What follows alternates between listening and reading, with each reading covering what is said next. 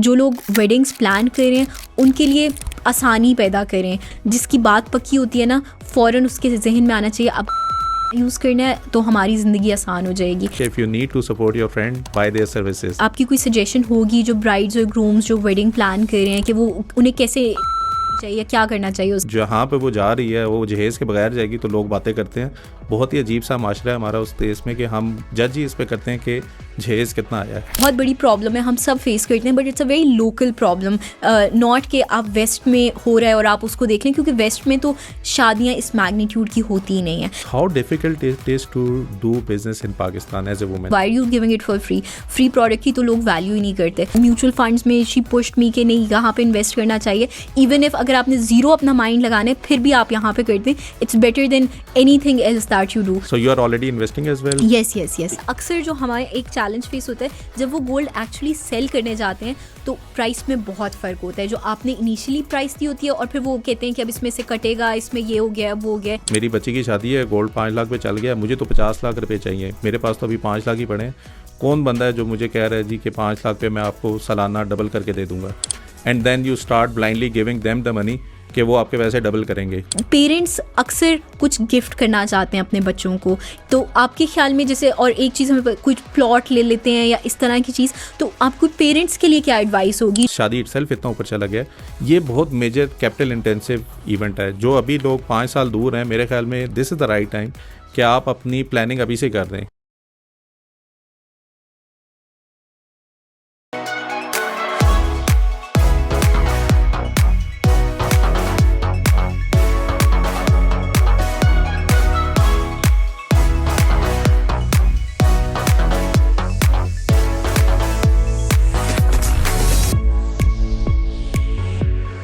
अस्सलाम वालेकुम and welcome to another episode of Sarmaya talks. काफ़ी अरसे बाद हम ये पॉडकास्ट कर रहे हैं और आई थिंक ये पॉडकास्ट ज़रूरी भी थी।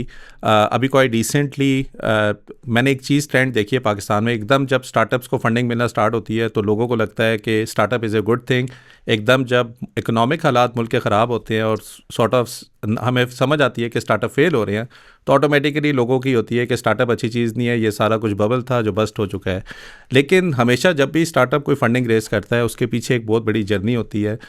हम उस जर्नी को मिस कर देते हैं। हम सिर्फ उस फंडिंग वाली साइड पे लगता है कि मे बी एक प्रेजेंटेशन थी जिसकी वजह से टोटल एड्रेसेबल मार्केट इतनी ज़्यादा थी जिसकी वजह से इतनी ज़्यादा फंडिंग मिल रही है, लेकिन जो हसल है बैक की वो किसी को समझ नहीं आती है। तो आज इसी टॉपिक के ऊपर मैंने एक स्टार्टअप के फाउंडर को इन्वाइट किया है। Recently they have raised quite a good amount of funding as well, but उसके पीछे की जो हसल है जो मैं समझाना चाह रहा हूँ कि आपको समझ आना चाहिए जब भी आप प्रॉब्लम पे किसी पे सॉल्व कर रहे हैं तो एक सोल्यूशन आप बिल्ड कर रहे हैं जिसके बाद एक सॉर्ट ऑफ बेस बिल्ड कर रहे हैं जिस पे आप फंडिंग रेज कर रहे हैं।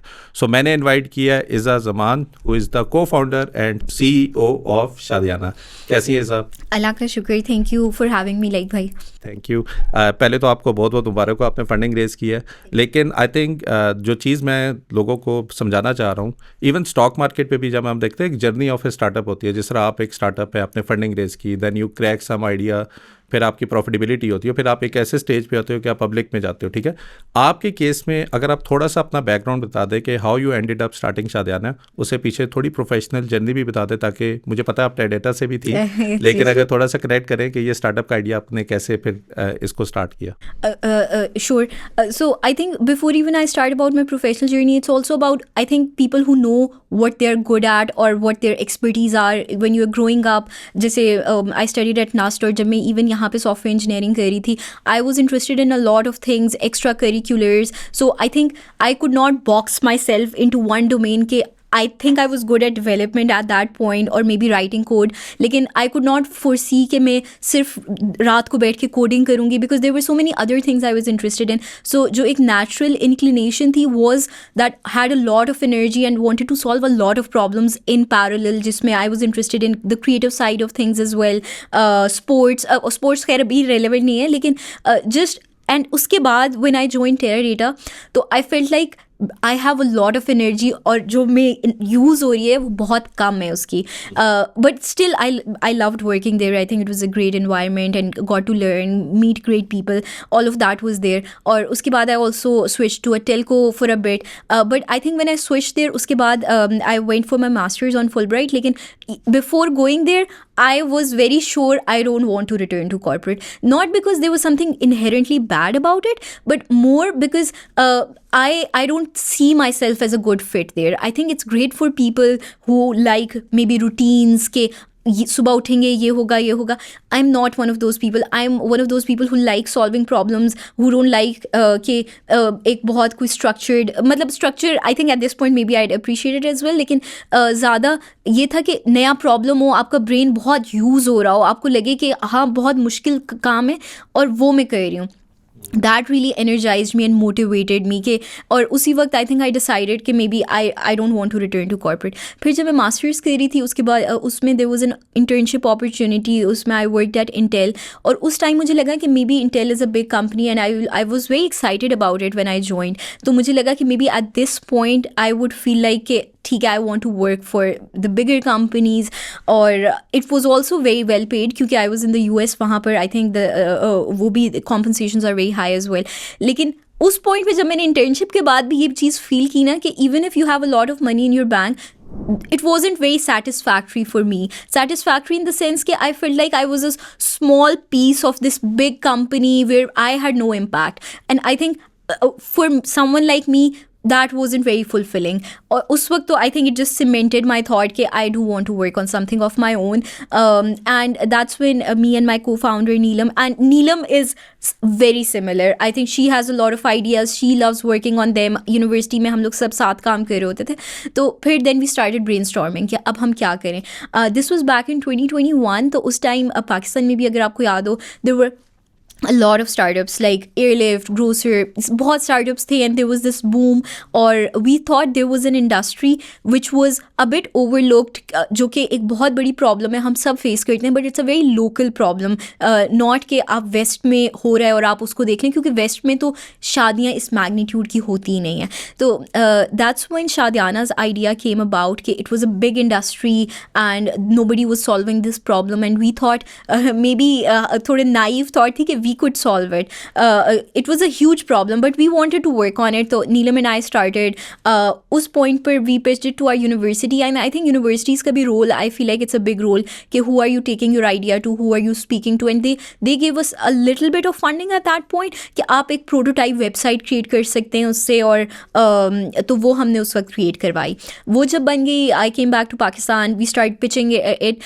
अच्छा, अब ये जो आपने जर्नी की बात की थी कि पीछे की जर्नी किसी को नहीं पता होती कि बिफोर फंडिंग, तो आई थिंक वो जब हम सिर्फ नीलम और मैं थे, हम मुझे तो उस वक्त ड्राइविंग भी नहीं आती थी. नीलम, हम मार्की कॉम्प्लेक्स जो यहाँ पर है इस्लामाबाद में, हम 2 लोग जाते थे. सेल्स भी नहीं आती, हम तो इंजीनियर्स थे, लेकिन कोई और तो नहीं करेगा ना सेल्स, आप नहीं करनी है, या आप करें या आप अपनी वेबसाइट लेके घर बैठे रहें. तो those are the sort of challenges.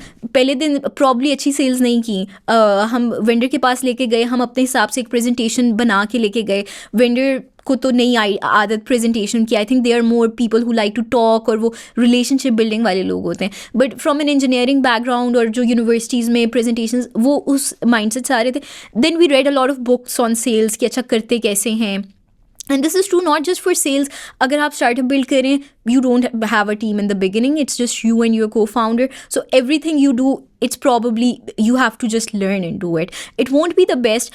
अगर हमने Instagram चलाना है, Canva खुद ही से हम Canva पे ग्राफिक्स बना के नीलम कर रही हैं, कुछ महीने हम काम डिवाइड कर लेते थे, तो operated like that for a very long time. और उसमें आपको बहुत रिसोर्सफुल होना पड़ता है. रिसोर्सफुल का मतलब है कि अब हमारे पास डेवलपर्स तो है नहीं, ना हम अफोर्ड कर सकते हैं. तो फिर यूनिवर्सिटी से इंटर्न्स को हायर किया. इवन इन इंटर्न्स अगर हमें लग रहा है किसी में टैलेंट है, तो उसको ट्रेन भी किया कि रिएक्ट के कोर्सेज लें और हमारे स्टैक जो हम टेक्नोलॉजी यूज़ करें. And may be it was in the best code they were writing, but they were doing it very quickly and it work for us कि हमने कोई भी अगर हाइपोथेसिस टेस्ट करना है वो बहुत जल्दी हो रहा है.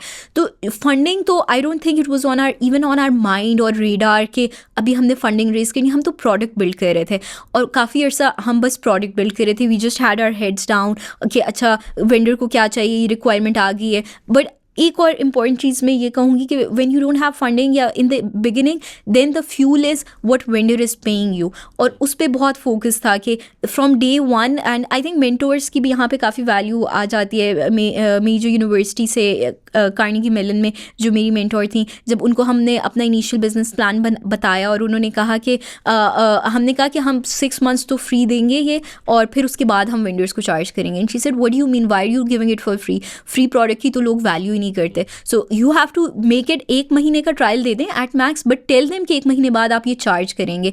And I think that sort of discipline कि अगर आप फ्री करेंगे तो फिर how are you going to sustain your business, nobody is going to, और ना ही आपका आइडिया वैलिडेट हो रहा है. You might be living in this bubble के अच्छा अब मेरे पास इतने यूजर्स आ गए हैं, यूजर्स आने से आपका बिल तो कोई नहीं पे कर रहा ना.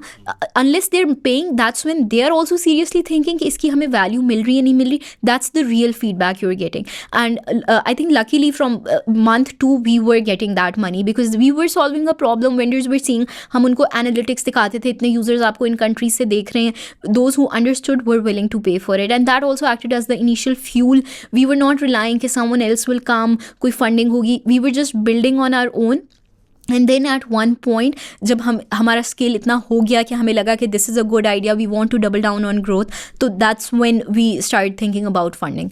अच्छा, मैं यहाँ पे ना अपना भी एक्सपीरियंस शेयर कर दूँ. मैं बिल्कुल एग्री कर रहा हूँ जो आपको किसी ने, और मुझे शायद ये किसी ने नहीं पहले बताया था.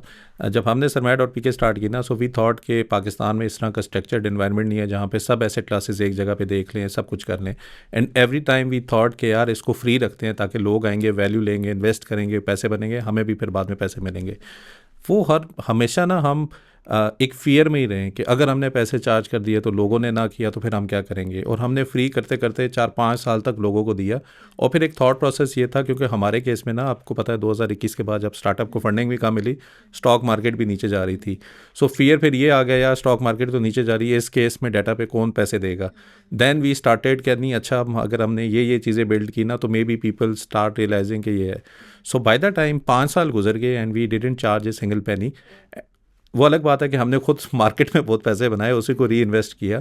And by the time we monetise the platform, इतना ज़बरदस्त किस्म का एक हमें बैकलैश मिला. ऑडियंस, वही ऑडियंस जो कि हमारे डाटा की बेस पे पैसे बना रही थी, पैसे बना कर भी उनको लग रहा था यार इन्होंने क्यों मोनेटाइज किया ना, ये तो ईदी बने हुए थे हम. तो मैं लोगों को यही समझाता हूँ कि यार ये मैंने अगर आज एक मशीन लर्निंग का बंदा हायर करना है, वो 8 से 10 लाख रुपए चार्ज कर रहा है, मैं आपसे fraction of the cost charge करूँ ताकि वो मशीन लर्निंग का बंदा हायर करके मैं कोई एक अच्छी चीज़ बनाऊँ. अगर आप ऐसे नहीं देंगे तो मैं कैसे हायर करूँगा ना. आप हमारी प्रॉफिटेबिलिटी तो बात की बात है, सस्टेनेबिलिटी पहला आ जाता है. सो आई थिंक जो अच्छा काम आपने किया पहले दिन से, जो आप बता रही हैं जिस तरीके से, और ये मैं सब लोगों को भी कहूँगा जो स्टार्टअप कर रहे हैं, मेरे ख्याल में if your idea is not that good कि लोग आपको पे नहीं कर रहे हैं, better you start thinking something else rather than keep burning your own money और समथिंग. इन आवर केस जब स्टॉक मार्केट ने परफॉर्म स्टार्ट किया, even then I have seen कि जब स्टॉक मार्केट आपको रिटर्न दे रही है, you don't realise the value of the platform जहाँ पे YouTube is part of the content या प्रोडक्ट जो आप डिलीवर कर रहे हैं. सो जो ज़्यादातर जो मुझे लगता है स्टार्टअप्स जो है ना, जो बर्न आउट हो जाते हैं, वो इसी वजह से हो जाते हैं कि दे स्टार्ट डूइंग कि मार्केट फिट जब तक नहीं होगा तो हम चार्ज नहीं करेंगे. I think the real oxygen is कि जिस दिन आपको पहले वेंडर ने पे कर दिया, आपको समझ आ जानी चाहिए हाँ यार इसमें कुछ तो है जिसकी वजह से ये पे कर रहा है, which is a very good thing. I think वो आपने किया, मैंने नहीं किया, क्योंकि मैं हमेशा इसी डर और खौफ में ही रहा कि अगर मैं करूँगा तो क्या हो जाएगा.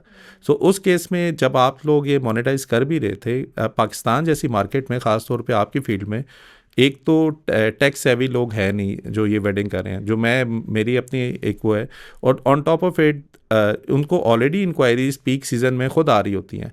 ये जो गैप है अभी जिस पे आप देख रही हैं, माशाल्लाह आप 3-4 साल से आप हैं, हाउ डू यू सी कि एंड यूज़र और इवन द पीपल जो कि ये सारी चीज़ें ओन करें, कितना इन्होंने अडॉप्ट किया है, and how good they are in basically sharing some sort of money as well, ताकि आपका टेक्स टैग भी आगे बढ़ता रहे. जो फर्स्ट पार्ट है, अगर हम प्लानिंग जो लोग कर रहे हैं उसकी बात करें तो उसमें तो देर इज़ अ बहुत बड़ा गैप है, बहुत बड़ा गैप. क्योंकि अभी आपकी क्या जर्नी होगी अगर आप रात के 2 बजे बैठे हैं और आपकी शादी है. अच्छा, इसमें शुरू करते हैं जिसकी शादी है.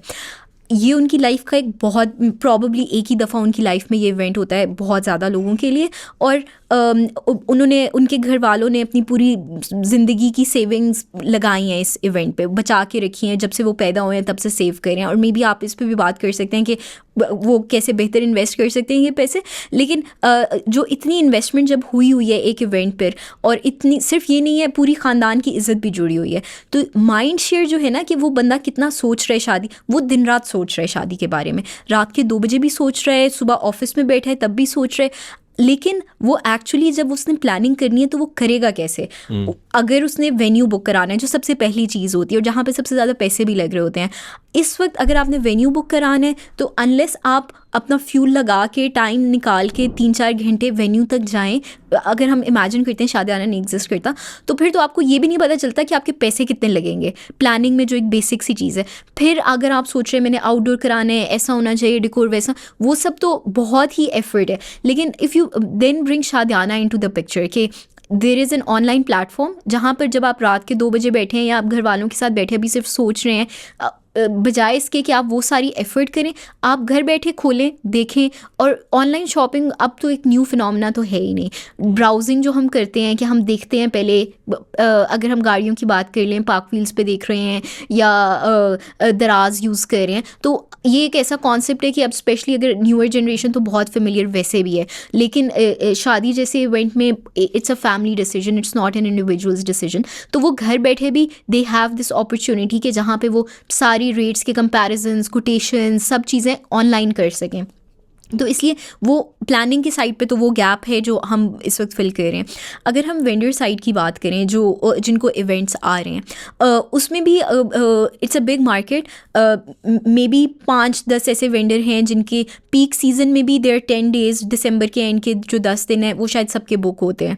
लेकिन उसके अलावा अगर हम देखें तो बहुत गैप एग्जिस्ट करता है। हर इवेंट उनके लिए जो वैल्यू है, एक इवेंट की 600K 700K का वो इवेंट है, और अगर वो डेट खाली जाती है तो वो ज़ीरो है वो इवेंट। तो हर क्यूरी, एक क्यूरी भी अगर उनके लिए हमारे प्लेटफॉर्म से आ रही है तो वो बहुत ज़्यादा वैल्यू में ट्रांसलेट करती है उनके लिए, कंपेयर टू मेरे ख्याल में जो अगर स्मॉलर टिकट साइज़ आइटम्स होते हैं, जैसे अगर आप एक मे बी आप कुछ प्रोडक्ट सेल कर रहे थे और उसकी 2 सेल्स हुई हैं, तो मे बी उसमें आपका मार्जिन बहुत कम है अगर उसकी प्राइस कम है। लेकिन हमारे केस में ये नहीं होता क्योंकि टिकट साइज़ बहुत बड़ा है, तो 1-2 इवेंट्स भी अगर वो हमारे थ्रू बुक कर रहे हैं तो देन हमारी वैल्यू काफ़ी ज़्यादा है उनके लिए। एंड सिमिलरली क्योंकि मार्केट बड़ी है तो वो इवेंट्स और क्यूरीज़ बहुत ज़्यादा आ रही होती हैं। तो अभी तक जो हमने ऑब्जर्व किए, एंड हाइपोथेसिस ड्रिवन क्योंकि हम चलते हैं, तो हमें भी ये एक फियर था कि मे बी हमारी इतनी वैल्यू शायद ना हो इनके लिए। तो हमने एक बहुत हाइपोथेसिस ड्रिवन अप्रोच रखी थी कि अगर हम ये बुकिंग करते हैं, विल दे पे अस, वो हमें कमीशन देंगे नहीं देंगे वेंडर साइड से। तो and from what we have observed, अब हम बहुत इवेंट्स क्योंकि कर चुके हैं, उनको वैल्यू नज़र आती है तो वो विलिंग होते हैं वो कमीशन शेयर करने के लिए। और मेरे ख्याल में आपका बड़ा अच्छा रोल इस तरह बन जाता है कि एक रीजन के अंदर, एक सिटी के अंदर, इवन आई डोंट नो कि how many marquees are there, मैं भी शायद 2 को जानता हूँ, और मेरे ख्याल में मे बी कोई इस तरह का टूल है जहाँ पे मैं बताऊँ कि यार मेरे नंबर ऑफ़ गेस्ट 250 हैं, मेरा टोटल बजट जो है वो 10 लाख ही है, आप मुझे बताएं कि कौन कौन से इवेंट इसमें, ये आपने बनाया हुआ है ऐसे शादियाना के ऊपर? जी बिल्कुल, बजट के हम ये सारे फिल्टर्स एग्जिस्ट करते हैं। आप अपना बजट डालें जो भी आपका है, और आपको वो उसी वक्त शॉर्टलिस्ट होकर आ जाएगा कि ये वाले वेन्यूज़ हैं जो आप। इट्स नॉट अबाउट वेन्यूज़, या आपने बाकी चीज़ें भी सारी चीज़ें, आई थिंक 9 कैटेगरीज हैं अभी हमारी, जिसमें वेन्यूज़ के अलावा फोटोग्राफी, मेकअप, केटरिंग, डेकोर, है ना, जो भी वेडिंग के एसेंशियल्स होते हैं वो सब कवर हो रहे हैं। एक चीज़ जो मैंने आपकी सर्विसेज यूज़ की हैं, इट्स नॉट रिलेटेड टू शादियाना या शादी से रिलेटेड तो नहीं है, लेकिन कॉर्पोरेट इवेंट्स मैंने आप ही के थ्रू पिछले 3-4 दफ़ा करा, और मेरे ख्याल में मैं रिकमेंड करूँगा आप सब लोगों को सिर्फ शादी के पर्सपेक्टिव से ना देखें। मैंने इवन जो सरमाया के जो इवेंट्स आपने लाहौर में देखे हैं या मैंने इस्लामाबाद में जो हमने किए हैं, वो इन्हीं के थ्रू हमने बेसिकली ऑर्गेनाइज़ कराए थे। मकसद ये बताने का ये है कि जो कॉर्पोरेट वाली साइट है, एक बहुत बड़ा मेरे ख्याल में गैप वहाँ पे भी है। जैसे हम जैसे कंपनी है, we need to do some sort of internal event और external community based event, so वो भी चीज़ आप लोगों के थ्रू कैटर हो रही होगी कि आप उसको कर सकते हैं। बिल्कुल 100% हम कॉर्पोरेट इवेंट्स को भी देखते हैं, और उसमें जो उनकी रिक्वायरमेंट्स होती हैं कि फॉर एग्जांपल जैसे आपकी भी थी कि इतने क्राउड के लिए चाहिए कौन सा, तो उनको रिलायबिलिटी मैटर करती है कि हम अगर जो पैसे इन्वेस्ट करें वो अच्छे तरीके से स्पेंड हो रहे हो। तो बिकॉज हम बहुत ज़्यादा काम कर रहे होते हैं इन वेंडर से, तो हमें आइडिया होता है कि अगर आपको खाना अच्छा चाहिए, रिलायबल, के बाकी जो कमिटमेंट कर रहा है वो पूरी कर रहा है, ये सारी चीज़ें, तो हमें बहुत डायरेक्ट इन्फॉर्मेशन होती है इस चीज़ की। तो we help corporates plan the events as well. अब जो मैं आपकी थोड़ी सी वही देखना चाह रहा था, जब शुरू में आप लोग बना रहे थे, कर रहे थे, how much money did you put in your self, यानी किस तरह आप मंथली चीज़ें लेके चलती थी, कितना आपने अपना इन्वेस्ट किया बाय द टाइम कि आप ब्रेक इवन पे आए, और फिर आपको फंडिंग का जो अभी आपने माशाल्लाह रेज़ भी किया है, कि how was that particular journey, कि कहाँ तक आपने अपना वो किया और फिर आपको फंडिंग के बाद किस तरह भी हेल्प मिल रही है उसमें? राइट, शुरू में बोथ नीलम और मैंने हमने अराउंड 1 मिलियन ईच हमने इन्वेस्ट किया था, और ये वो पैसे थे जो मतलब आई थिंक मैंने कुछ पैसे सेव किए हुए थे, नीलम ने भी। तो ऐसा नहीं था कि बस पड़े हुए थे पैसे, बहुत एक इंटेंशनली जिन चीज़ों से मतलब हम और कुछ कर सकते थे लाइफ में, शायद गाड़ी खरीद सकते थे उस टाइम, पहले की बात है जब गाड़ियाँ थोड़ी कम प्राइस में होती थी, तो वो, लेकिन वो चीज़ें हमने नहीं की, और हमने कहा नहीं हम अपने आइडिया में इन्वेस्ट करेंगे। तो वो भी आई थिंक एक सीरियसनेस भी, और जो बाद में इन्वेस्टिंग वाला पार्ट भी आता है कि इन्वेस्टर्स भी देख रहे होते हैं कि फाउंडर्स कितने सीरियस हैं इस चीज़ के बारे में। तो जब आपने अपनी लाइफ सेविंग्स खुद भी उसमें इन्वेस्ट कर दी हैं, तो ये भी एक सिग्नल करती है चीज़ कि हम वैसे ही पार्ट टाइम में नहीं कर रहे ये, हम सीरियस हैं, हम भी चाहते हैं कि मतलब we are serious about this, we want to solve this problem. तो ये भी चीज़ इन्वेस्टर्स को भी देख रहे होते हैं। I think some mistakes people make के शायद अगर वो पार्ट टाइम में एक स्टार्टअप स्टार्ट कर लेंगे तो वो स्टार्टअप्स में बहुत एफर्ट जाती है, तो वो एफर्ट आपको करनी पड़ती है। अब जो अगला पार्ट मैं आना चाह रहा हूँ वो था फंड रेजिंग के लिए रीच आउट करने का, और मैं पर्सनल एक्सपीरियंस बता दूँ, मैंने बहुत लोगों को रीच आउट किया। आई डोंट नो, मुझे कभी किसी की तरफ से रिस्पॉन्ड नहीं आया, अगर आया भी मे बी मैं समझ सकता हूँ कि स्टॉक मार्केट नीचे थी, नंबर ऑफ इन्वेस्टर कम थे, एक ऐसा एरिया था जहाँ पे नहीं था। आपके केस में how you plan this particular thing when you decided कि अब मैंने फंडिंग करनी है, सो हाउ डू यू, अगर कोई बंदा अपना स्टार्टअप कर रहा है, कि what is the best way of reaching out to all these investor, how you need to approach them? I think first principles thinking मुझे लगता है कि स्टार्टअप्स में बहुत ज़रूरी होती है फॉर ऑल प्रॉब्लम्स। कोई भी आप प्रॉब्लम देखें कैसे में इसको सॉल्व, हमें जो उस वक्त हमने देखा कि अच्छा हमें इन्वेस्टमेंट रेस करनी है, हमारे पास क्या ऑप्शंस हैं, हम तो नहीं जानते किसी को, या तो आपका नेटवर्क को कोई कनेक्ट कर दे, अगर जिनके पास वो ऑप्शन है I think that's a great option. हमारे पास ये ऑप्शन नहीं थी, तो हमने क्या किया, हमने सर्च किया, एक लिस्ट बनाई, एक्सेल में ट्रैकर बनाया कि हम हर वीक 10 लोगों को रीच आउट करेंगे, नाम लिखते जाते थे, स्काउट करते थे, पहले लीड जनरेशन करते थे कि अच्छा कौन 10 लोग हैं इस महीने, अच्छा ये 10 लोग हैं, इनके हिसाब से टेलर करेंगे अपनी प्रेजेंटेशन और देखेंगे उनको कैसे अप्रोच करना है। फिर थोड़ी सी रिसर्च करेंगे कि हमारे वो प्लेटफॉर्म जैसे जो हमारी इंडस्ट्री है उसमें इन्वेस्ट कौन कर रहा है, वो रिसर्च करके लिस्ट बनाई, टेलर की अपनी प्रेजेंटेशन और किया।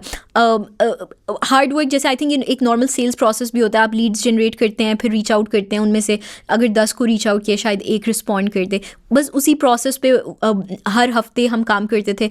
और फिर हमें उसी में से मतलब आई थिंक हमने तकरीबन 100+ लोगों को रीच आउट किया, और 100+ लोगों को रीच आउट करने के बाद 2-3 ऐसे लोग थे जो इंटरेस्टेड थे, तो उसमें फिर उनके साथ बातचीत आगे चली, और फिर वही जो हमारा एक ड्यू डिलिजेंस का प्रोसेस होता है उसमें भी कन्विंस करना अपना आइडिया प्रेजेंट, वो उसके बाद की बात है, लेकिन जो फर्स्ट आउटरीच थी वो इस तरह से थी। 100 में से कितनों ने रिस्पॉन्ड किया? एक तो चलो 3 से बात होगी, लेकिन क्या 100 में से 50% इवन रिप्लाई? नहीं, आई थिंक 3% 4% कन्वर्जन रेट ही होता है, मतलब 100 में से मेरे ख्याल में 4 लोगों ने ही रिस्पॉन्ड किया। Which platform you choose to reach out?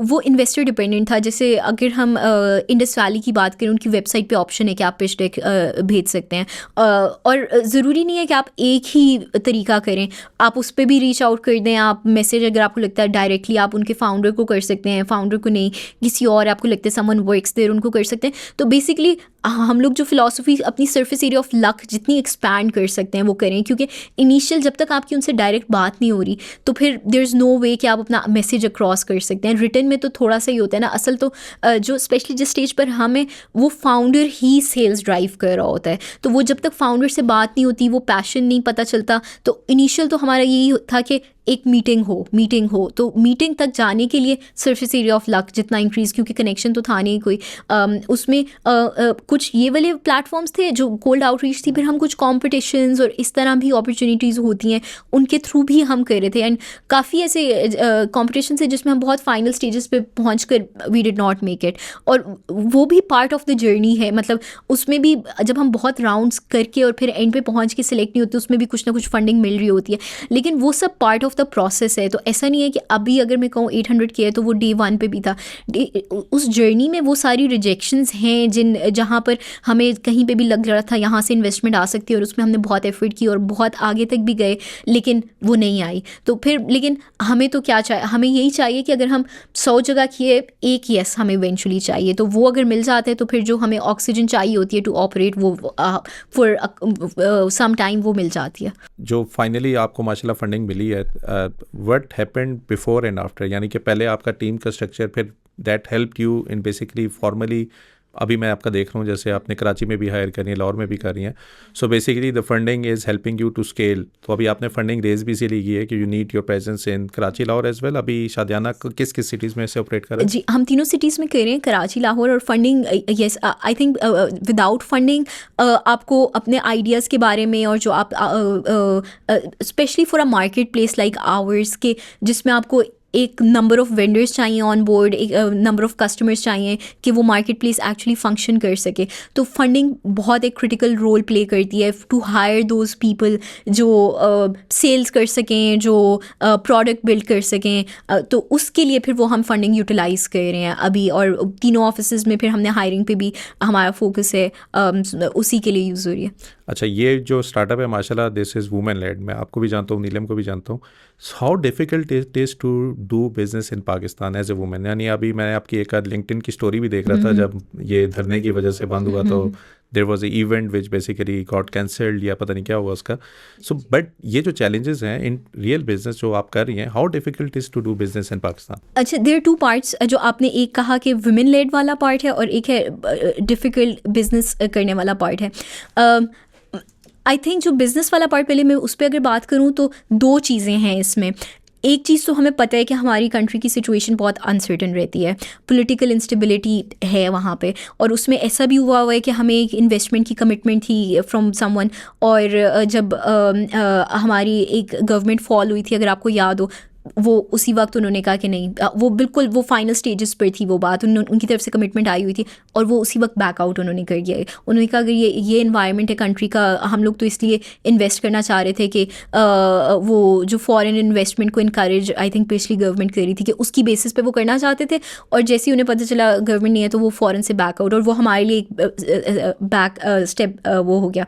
लेकिन और फिर उसमें और चीज़ें भी आ जाती हैं, जैसे आपने कहा हमारा इवेंट था, उस इवेंट में 3 महीने की मेहनत जाती है, पूरी हमारी टीम्स हर तरह से, मार्केटिंग, ऑन ग्राउंड वेंडर्स को ऑन बोर्ड करना, और एक नया आइडिया भी इम्प्लीमेंट हो रहा होता है, तो हम इतना श्योर भी नहीं होते कि ये कैसे होगा।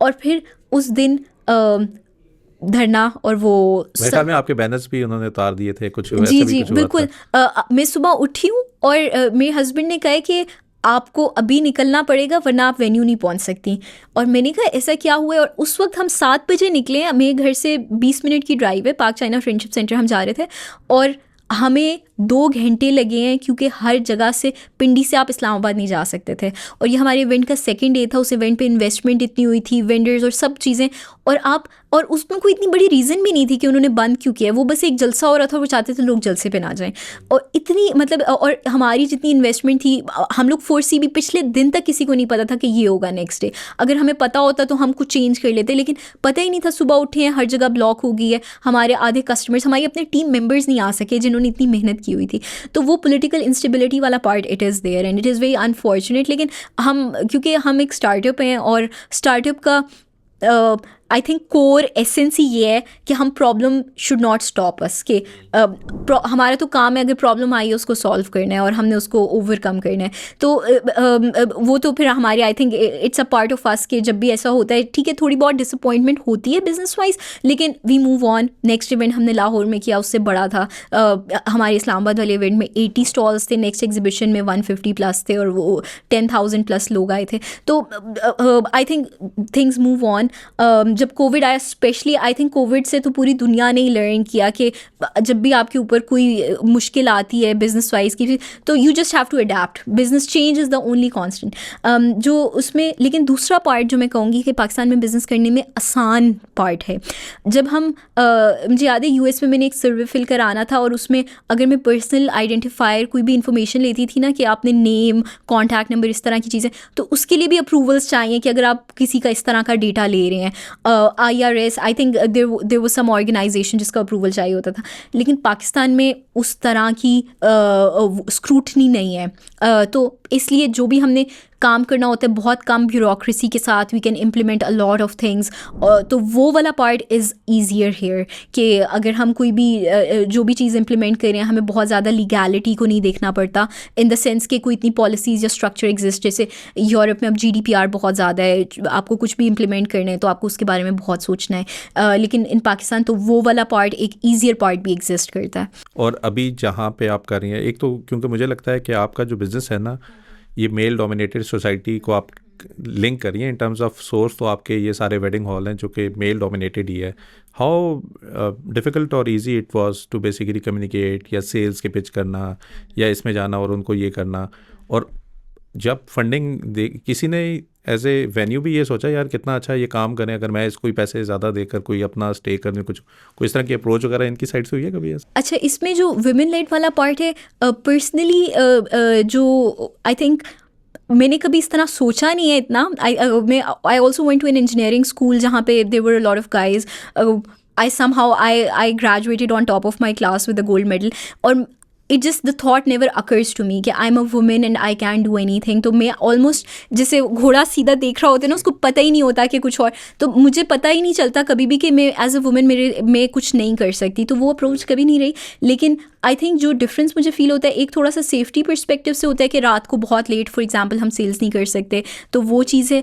टीम के लिए मैं देखती हूँ कि उनके लिए मोबिलिटी एक इशू होता है कि जैसे it's very easy for man to even do sales, अगर वो जा रहे हैं कहीं रात को बाइक पे निकल गए तो कॉस्ट वाइज भी it makes more sense for a male team member कि वो बाइक पे निकल सकते हैं। For women that's not an option, तो वहाँ पे कॉस्ट डिफरेंशियल भी, then we have to have a driver and a car for them to go, तो वो कॉस्ट वाइज हमें थोड़ा ज़्यादा एक्सपेंसिव पड़ता है। तो वो मुझे जेंडर वाइज डिफरेंस लगता है। लेकिन जो सबसे बड़ा आई थिंक अब मैं कह सकती हूँ कि एक बायोलॉजिकल डिसएडवांटेज वुमेन को होता है इज़ कि for example I had my baby, और उसके बाद 3 months के लिए तो no matter what I do the baby needs me हर 2 मिनट, हर आधे घंटे बाद, तो वहाँ पे मुझे लगता है कि बिज़नेस रन करना भी इम्पैक्ट होता है। तो वो सबसे बड़ा challenge I think as women जो मुझे फेस हुआ है वो उससे रिलेटेड था। आपकी माशाल्लाह स्टार्टअप से अभी तक शादी भी हुई, माशाल्लाह बेबी भी आपका हुआ है। So how basically the whole thing being single to married to being a mother till now, ये पूरी जर्नी कैसी रही है उससे अभी तक? इस जर्नी में आई थिंक लाइफ जब आपको फोर्स करती है ना, कुछ कंस्ट्रेंट्स ऐड हो जाते हैं तो आपका फोकस भी उतना ज़्यादा इंक्रीज़ हो जाता है। जैसे अगर शुरू में हम नीलम और मैं पूरा दिन भी बैठ के अगर कोई ग्राफिक्स बना रहे हैं, कोई चीज़ कर रहे हैं और रात के 10 बजे तक भी काम कर रहे हैं तो हम कर सकते थे वो चीज़। लेकिन जैसे जैसे आपके ऊपर रिस्पॉन्सिबिलिटीज़ बढ़ती जाती हैं तो आपको अपने टाइम की वैल्यू भी इंक्रीज़ हो जाती है। तो फिर आपको बहुत क्रिटिकल होना पड़ता है कि क्या ये काम मैं खुद करूँगी या फिर ये टीम करेगी, या फिर अब मुझे ऐसे सिस्टम्स बिल्ड करने हैं कि ये काम खुद ही होता रहे। तो आई थिंक अब ओवर दिस टाइम क्योंकि रिस्पॉन्सिबिलिटीज़ बढ़ती नहीं, टीम साइज़ भी बढ़ गया, चीज़ें और घर की रिस्पॉन्सिबिलिटीज़ इंक्रीज़ हो गई, तो अब बहुत क्रिटिकल होता है कि हमारे सिस्टम्स इतने स्ट्रॉन्ग हों, या हमें सिस्टम्स थिंकिंग ही हर वक्त रखनी पड़ती है कि ये चीज़ अकाउंटेबिलिटी। फॉर एग्जाम्पल रिसेंटली पहले हम जो मॉनिटरिंग करते थे कि हमारी कस्टमर केयर की क्या परफॉर्मेंस है, मैं बैठ के देख रही हूँ या कोई और बैठ के, अब वो एक ऑटोमेटेड रिपोर्ट जनरेट होती है। अगर इससे लेट किसी ने रिस्पॉन्ड किया है तो उस पर वो फ्लैग कर देता है हमारा सिस्टम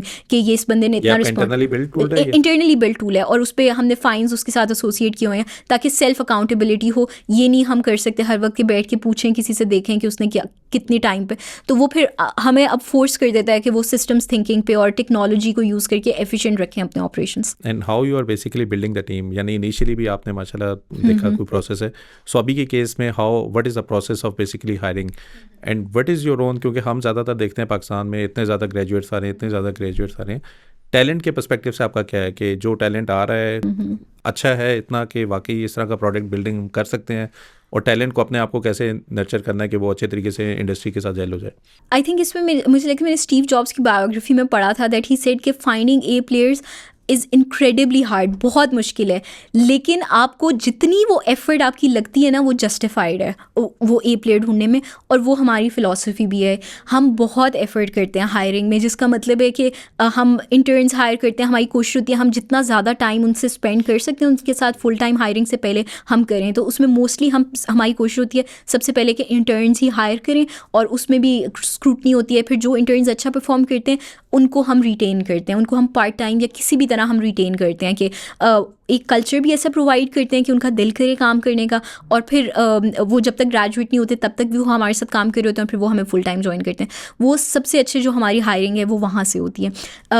उसके अलावा लोग ख़ुद को कैसे प्रिपेयर कर सकते हैं, मुझे लगता है कि जो अभी मैं पैटर्न ऑब्जर्व करती हूँ, अगर कोई भी यूनिवर्सिटी में है उनको अपने आप को एक्सपोज करना चाहिए to as many extra curriculars. जो हम पहले बात करते थे ना एक्स्ट्रा करिकुलर वाली चीज़ के, बचपन से सुना है कि उसको अच्छी चीज़ होती है, मुझे लगता है वो आपके काम में रिफ्लेक्ट होती है। अगर आपने 10 चीज़ें की हुई हैं स्टार्टअप में आके भी, आपको बहुत हैट्स पहनने पड़ते हैं, तो अगर आपने वो अपने फ्री टाइम में कभी किया हुआ है तो वो चीज़ काम आ रही होती है।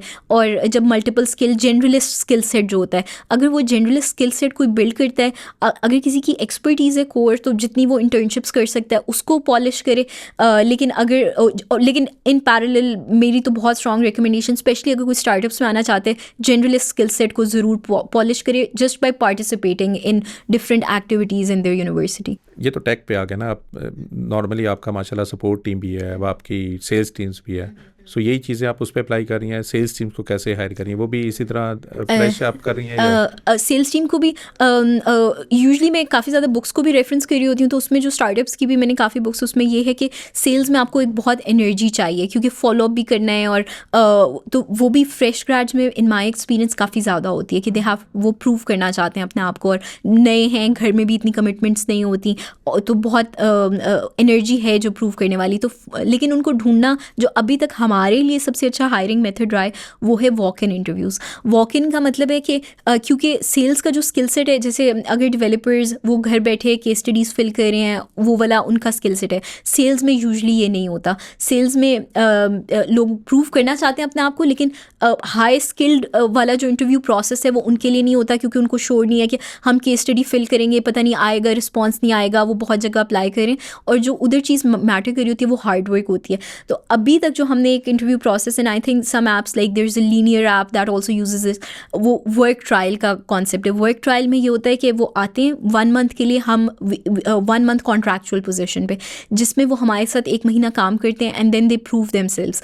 अगर तो वो अच्छा काम करते हैं तो फिर वो फुल टाइम हायर हो जाते हैं, लेकिन अगर वो अच्छा काम नहीं करते तो उन्हें भी, उनके लिए भी आई थिंक फिर ये इतनी अच्छी चीज़ किसी के लिए भी नहीं है कि अगर वो एक रोल में फिट नहीं है तो वो उसमें स्टक रहें, तो उनको भी क्लैरिटी मिल जाती है कि ये हमारे टूल है बेसिकली। इसमें क्या करते हैं आप? नहीं, linear is another startup, it's a company, और जैसे जिरा है या इस तरह से वो मैनेजमेंट टूल है, वो कंपनी भी वर्क ट्रायल्स करती है। तो हम लोग इंडिपेंडेंटली कर रहे थे, लेकिन फिर मुझे पता चला वो लोग भी कर रहे हैं, और भी मेरी जैसे मेटल एक कंपनी है, उनसे भी जब मेरी बात हो रही थी, ये बेसिकली जो एयरलिफ्ट की CEO हैं उन्हीं की कंपनी है, तो उन्होंने भी, वो लोग भी वर्क ट्रायल्स यूज़ कर रहे थे, और फिर मुझे थोड़ी वैलिडेशन भी मिली कि वर्क ट्रायल एक बहुत अच्छा मेथड है, क्योंकि जब तक आप किसी के साथ काम नहीं करते ना, आपको पता नहीं चलता कि ये हमारी कल्चर जो हमने, जैसे हम चाह रहे हैं काम, वो अलाइन करते हैं या नहीं करते। सही है। अब इंटरनली वैसे एज ए बिजनेस आप क्या क्या टूल यूज़ करें ना आउटसाइड की टू रन योर बिजनेस? ये सारा इन हाउस बिल्ट ही है। हमारे जो कोर ऐसे प्रोसेसेस हैं जहाँ बहुत कस्टमाइजेशन चाहिए, जैसे कस्टमर टच पॉइंट, CRM, वो सब हमने इन हाउस बिल्ड किया, क्योंकि उसमें हम चाहते हैं कि जो भी हमारे जहन में आ रही हैं कस्टमाइजेशंस वो हों। जो बाकी टूल्स हैं, फ़िलासफ़ी ये है कि हमें कम से कम यूज़ करना पड़े, क्योंकि टूल्स महंगे होते हैं। हम बिल्कुल, इवन दो फंडिंग बेशक हो, लेकिन हम बहुत फ्रूगल हैं as a company. We don't spend any money जो हमें लगता है कि हमें एक्स्ट्रा स्पेंड करनी पड़ी है उसमें। जो टूल्स लेकिन हमें बहुत असेंशियल फिर भी चाहिए होते हैं, एक तो गूगल का गूगल G Suite जो है वर्क स्पेस, उसमें ईमेल्स हैं सबकी, मीट उसमें यूज़ हो रहा होता है, गूगल डॉक्स वगैरह, वो उनका बहुत अच्छा इकोसिस्टम है जो हमें चाहिए होता है। उसके अलावा कुछ जो हम प्रोडक्ट के लिए टूल्स यूज़ करते हैं, UX Cam, Hotjar, ये वो टूल्स हैं जिससे हम देख रहे होते हैं, मॉनिटर कर रहे होते हैं स्क्रीन रिकॉर्डिंग्स के हमारे कस्टमर्स एक्चुअली कर क्या रहे हैं हमारे प्रोडक्ट पे, और वो टूल्स जो हैं फिर हम उससे जर्नीज़ देख रहे होते हैं, कहाँ पे ड्रॉप ऑफ आ रहा है, वो प्रोडक्ट में वो टूल्स यूज़ हो रहे हैं। मैंने अभी रिसेंटली यूज़ किया गो हाई लेवल। अच्छा so the go high level है ना, मुझे नहीं लगता इतना कॉस्टली है. अच्छा वट इट डज इज़ के ऑटोमेटिकली आपकी सारी लीड कन्वर्जन्स को भी कैप्चर कर लेता है. ऑन टॉप ऑफ इट आपकी ऑटोमेशंस को भी ले आता है. ऑन टॉप ऑफ इट आपके वर्क फ्लोज के चैटबॉट्स अगर आपने करने हैं उसको भी ले आता है. सही. बहुत ज़्यादा चीज़ें हैं. इवन वो आपके सर्वेस को भी ले आता है. अच्छा आपकी मे बी आपने एक पॉपअप लाना है अपनी वेबसाइट के ऊपर टू टेक द लीड्स को लाएगा. पीछे अच्छा. पूरा वर्क फ्लो इनिशिएट कर देगा. सही. सो कुछ चीज़ें ना जहाँ पे एज ए यूज़र हम नहीं कर सकते हम वो करते हैं. एक आध मैंने मशीन एआई का टूल यूज़ किया है जो कि सारे सोशल मीडिया के ऊपर कमेंट्स को बड़े अच्छे तरीके से रिप्लाई भी कर देता है. Oh very so nice. वो चीज़ें ऐसी हैं ना कि which might come as a cost के जितना आप एक रिसोर्स को दे रही हैं, बट इट ऑल्सो कवर्स के True, लोग एंगेज true, हो जाते हैं. आप बिल्कुल. उसको नर्चर करती हैं, दोबारा Very उसको रीच nice. आउट करती हैं. So I think this particular tool can be a good fit for you as well. कि काफ़ी चीज़ें जो आप कर रही हैं जहाँ पे CRM वाली चीज़ें भी कुछ यहाँ पे कर लेती हैं. मे बी आपकी सेल्स टीम्स ने रीच आउट करना है तो there is a automatically A popup के जहाँ पे सारी लीड्स आ रही हैं, आप उसको देख रही हो कि क्या कर रहे हैं. True. चले गुड हो गया. अभी मेरे ख्याल में already we are almost 40 minutes.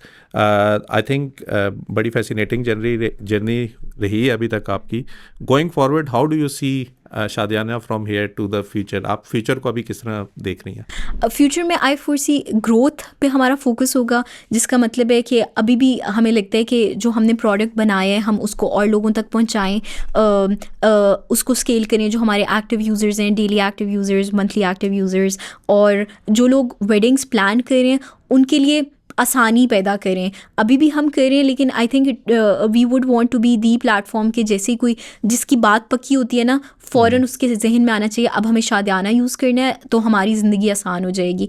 और जो उनको इवेंट पे भी स्ट्रेस फ्री रहें, वो उनको लगे कि मैंने शादियाना से बुकिंग्स कराई हुई हैं तो अब हमें कोई मसला नहीं होगा. I think you can also cross partner with जैसे दिल का रिश्ता इज़ जी जी बिल्कुल. जहाँ पे हो रही है, मे बी पोस्ट उसके बाद की कोई सर्विसेज आप उसके साथ लिंक कर दे.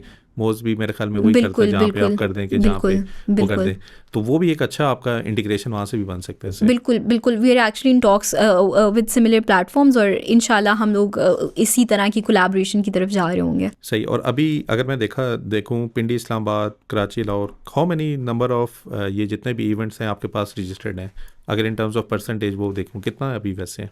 हमारे पास तकरीबन 600 से ज़्यादा वेंडर्स हैं जो इस वक्त रजिस्टर्ड हैं, जो सर्विसेज प्रोवाइड करते हैं शादियाना के थ्रू. ठीक है.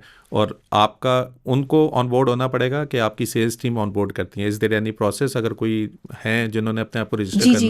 है? वेबसाइट पे वो साइन अप भी कर सकते हैं. अगर उन्होंने रजिस्टर एज अ वेंडर करना है तो वहाँ से भी कर सकते हैं. हमारी सेल्स टीम भी आउटबाउंड भी कर रही होती है, तो दोनों तरीके हैं. चलें. I think thank you Iza for sharing your own experience. I hope कि जो लोग स्टार्टअप कर रहे हैं, अगेन हम यही सुनते रहे हैं कि पिच डेक है, पावर पॉइंट है, पैसे मिल जाते हैं, लेकिन एक अच्छी खासी असल है जो इन लोगों ने भी की है वो नज़र भी आ रही है माशाल्लाह इनकी. उसमें मैंने पर्सनली उनकी सर्विसेज यूज़ की हैं. इवन अगर आपने सरमाया के इवेंट्स देखे हों पिछले 2-3 साल में, नाम शादियाना है लेकिन ये हमने इवेंट इन्हीं के थ्रू ऑर्गेनाइज कराया था.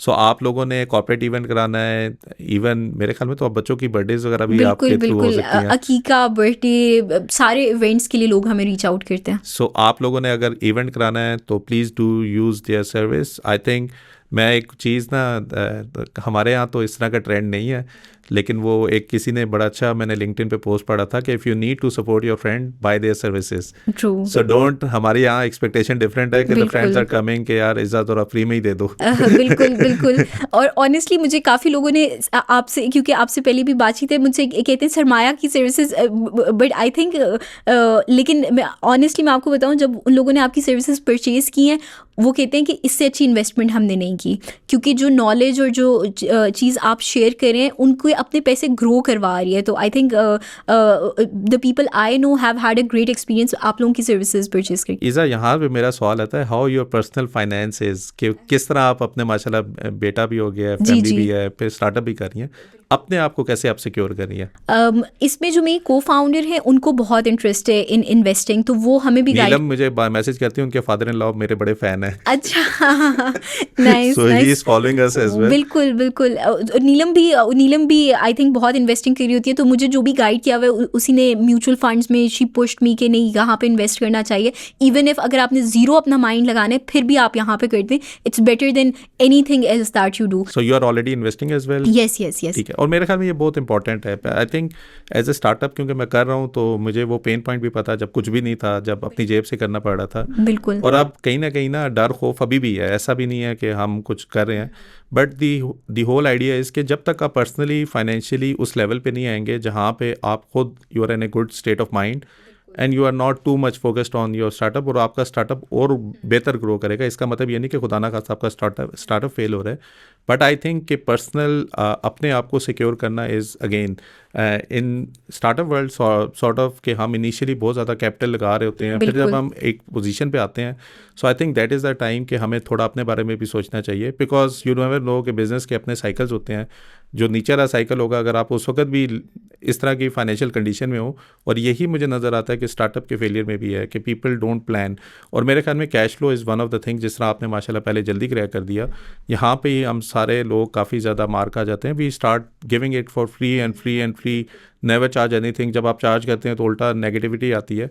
सो जितना जल्दी आप पैसे लेंगी अगर, तो आपकी वैलिडेशन जल्दी हो जाती है, you can grow a good business as well.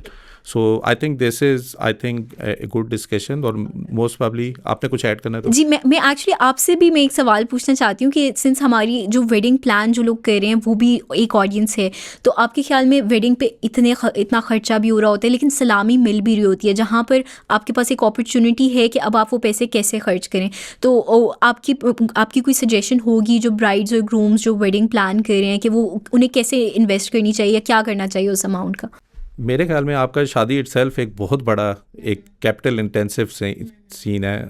जो लोग अभी भी 5 साल दूर हैं, अभी आप गोल्ड को देख लें। एक टाइम होता था कि हम बच्चों को गोल्ड देते थे, गोल्ड तब 40,000 का था, तो हम तब भी नहीं देते थे। और हमारी, आप खुद अभी देख लें, रेशो ऑफ इन्वेस्टमेंट इन सलामी, ये जो इवेंट वाला, और plus how much gold we give to the daughter. ठीक है, आपके केस में जबकि गोल्ड इतना ऊपर चला गया है, आपके सामने है माशाल्लाह, शादी इटसेल्फ इतना ऊपर चला गया, ये बहुत मेजर कैपिटल इंटेंसिव इवेंट है। जो अभी लोग 5 साल दूर हैं, मेरे ख्याल में this is the right time कि आप अपनी प्लानिंग अभी से कर दें कि आपकी जितना खर्चा होना है। और अगर आप ऐसा देखें ना कि जो पेरेंट्स हैं ख़ास तौर पे, जिनकी बेटियां अभी उस 3-4 साल की उस पे हैं, this is the time when they start thinking to take a lot of risk कि मेरी बच्ची की शादी है, गोल्ड 5 लाख पे चल गया, मुझे तो 50 लाख रुपए चाहिए, मेरे पास तो अभी 5 लाख ही पड़े हैं। कौन बंदा है जो मुझे कह रहा है जी कि 5 लाख पे मैं आपको सालाना डबल करके दे दूंगा?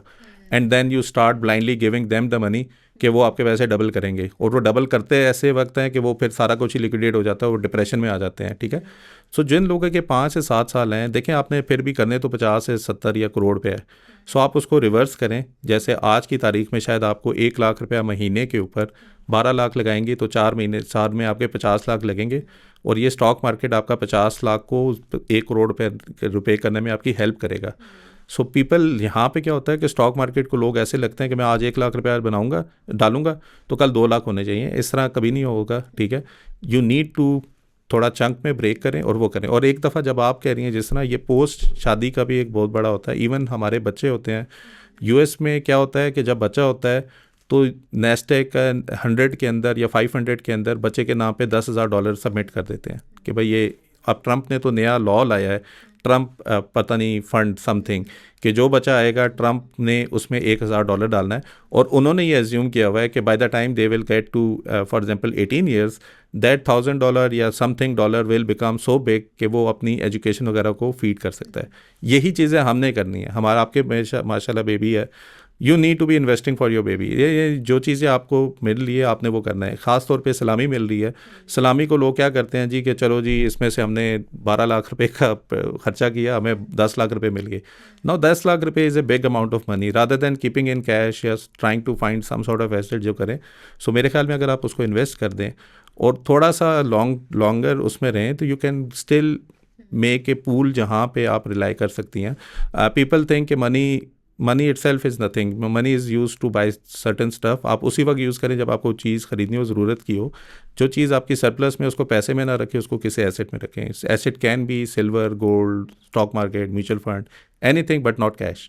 सो मेरे ख्याल में दैट इज़ समथिंग। अब ये भी एक अच्छा कोलैबोरेशन है। मैं एक्चुअली मेरा एक और फॉलोअप क्वेश्चन, आई थिंक आपकी बहुत इंसाइट है वेडिंग पे, तो इस या ओवरऑल इन्वेस्टमेंट और एक्सपेंसेस को कैसे मैनेज करना है। तो एक मेरा भी एक और फॉलोअप क्वेश्चन इस पे ये होगा कि पेरेंट्स अक्सर कुछ गिफ्ट करना चाहते हैं अपने बच्चों को, तो आपके ख्याल में जैसे, और एक चीज़ हमें कुछ प्लॉट ले लेते हैं या इस तरह की चीज़, तो आपको पेरेंट्स के लिए क्या एडवाइस होगी जो पेरेंट्स चाहते हैं अगर अपनी बेटी को कुछ देना चाह रहे हैं या अपने बेटे को, तो क्या गिफ्ट्स ऐसे हो सकते हैं, या जो क्लोज फैमिली मेम्बर्स हैं जो कि ज़्यादा वैल्यूएबल हो इनके लिए इन द लॉन्ग मुझे टर्म। इससे याद है कि शादियाना का एक इवेंट था जो आपने प्लानिंग के पर्सपेक्टिव जी, से जी, किया था, बिल्कुल, आज से साल 1.5 साल पहले। बिल्कुल, वो बिल्कुल। मैंने आपके उन लोगों के लिए किया था।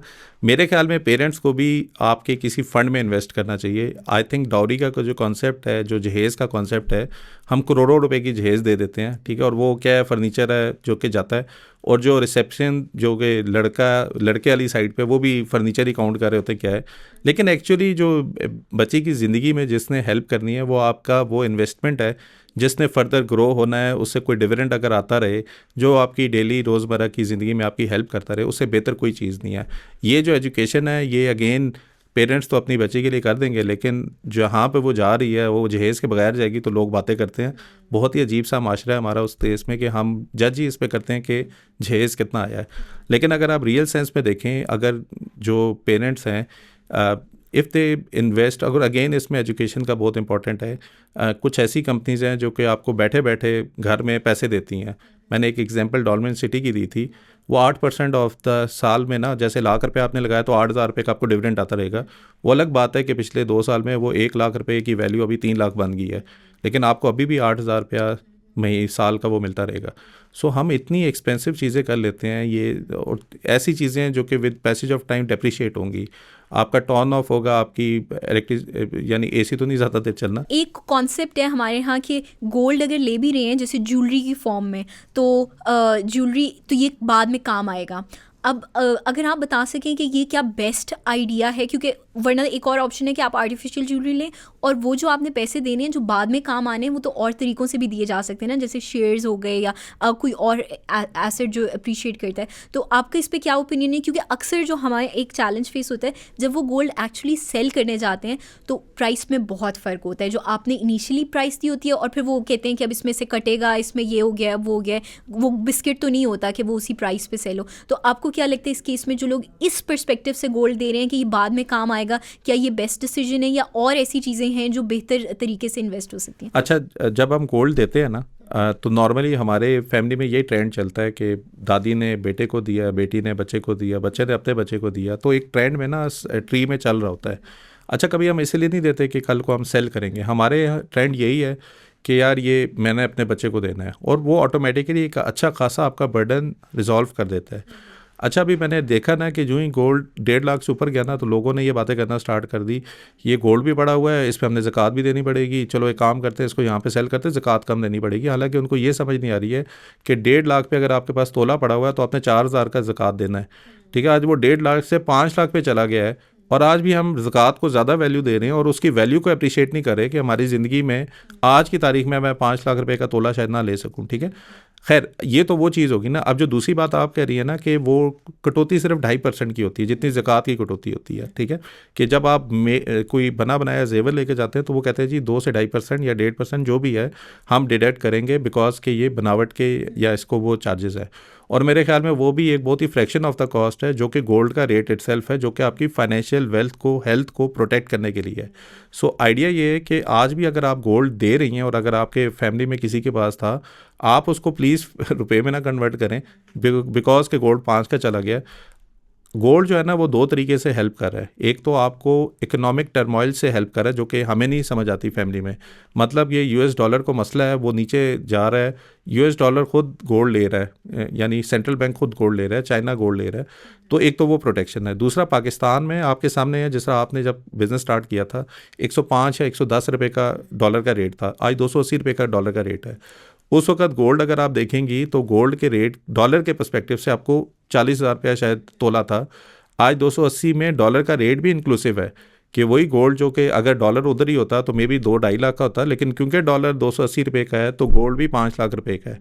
सो आपने दोनों चीज़ों को अगर हेज करना है, जहाँ पे इकोनॉमिक अनसर्टेनिटी और डॉलर को पीकेआर के अंदर प्रोटेक्ट करना, gold is the best asset.